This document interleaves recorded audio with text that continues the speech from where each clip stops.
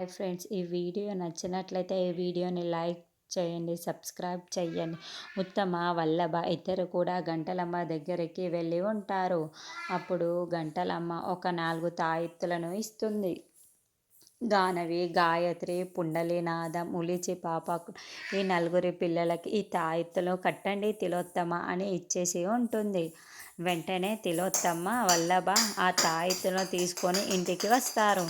ఇదిగో పిల్లల నలుగురికి ఈ తాయెత్తులు కడితే చాలా మంచిదంట అని తిలోత్తమ, వల్లభ చెప్తూ ఉంటారు. ఈ విధంగా మంచిది అని విశాల్ ప్రశ్నిస్తూ ఉంటాడు.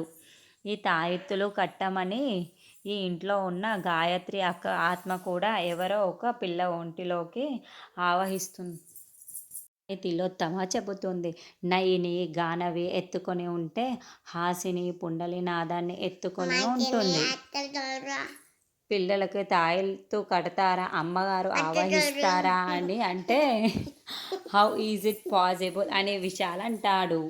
ఇప్పుడు ఈ తాయెత్తుని మనం పిల్లలకి కట్టగానే గాయత్రి వాళ్ళ అత్త వాళ్ళ ఆత్మ ఎవరో ఒకరిలోకి ఆవహిస్తుంది. ఆ ఆవహించిన తాయెత్తు కాస్త ఊడి కింద పడిపోతూ ఉంటుంది. ఇదే జరుగుతుంది. అప్పుడు గాయత్రి అక్క ఆవహించినట్లు మనకు తెలిసిపోతుంది అని తిలోత్తమ చెప్తుంది. అమ్మా, ఎందుకు ఈ ప్రయాసాలు అన్నది వద్దమ్మా, వద్దు అని విషయాలు చెప్తూ ఉంటే, లేదు కట్టనివ్వండి, కడితే తప్పేముంది అని వల్లభ అంటాడు.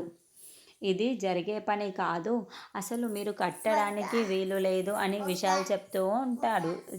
విశాల్ చెప్తూ తిలోత్తమ వింటాడు. కానీ మేము కట్టాల్సిందే అని చెప్తూ ఉంటాడు. గాయత్రి సోఫాలో కూర్చొనే ఉంటుంది. నలుగురు పిల్లలు అలానే కూర్చొని ఉంటారు. వాళ్ళకి ఏమవుతుంది అన్నది నెక్స్ట్ ఎపిసోడ్లో చూద్దాము.